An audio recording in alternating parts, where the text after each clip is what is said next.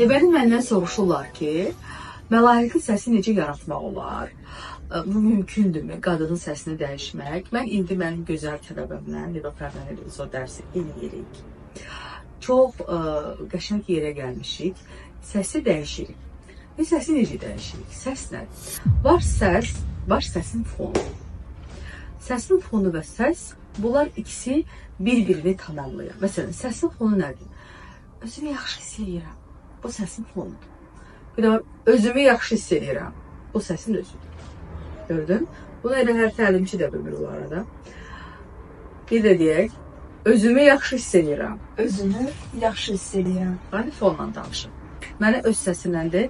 Özümü yaxşı hiss edirəm. Öz səsinlə. Özümü yaxşı hiss edirəm. Biraz da Özümü yaxşı hiss edirəm. Bax, bu sənin öz səsindir. Bayaqki fonuydu. Görsən, öyrəşirsən fonla danışma. Bu arada bir çox qadınlar fonla danışırlar.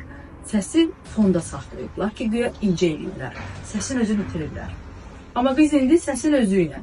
İndi səsi dəyişdirək müxtəlif hiss həyəcanlar. Və yaxud uşaq səsini.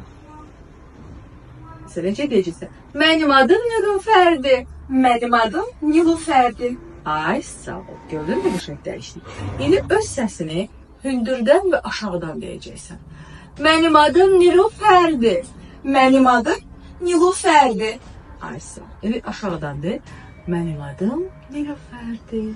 Mənim adım Fondur. Mənim adım öz səsindən. Mənim adım Nilufərdir.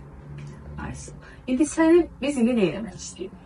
Biz indi xanımla məlahətli səsi düzəltmişik. Diafragma səsini də düzəltmişik. İndi nə edirik? İndi hipnotik səs düzəltdik. Səsimizlə necə hipnoz effekti yaradıb çalışa bilərik. Bunu göstərməyəcəm bu arada. Amma yəni bizim çalışmalarımız bununla bağlı olacaq. Gerək səsimizi necə təsirlə eləyək, necə ürəyə yatan, necə xoş səslənsin. Bunu öyrənəcəyik.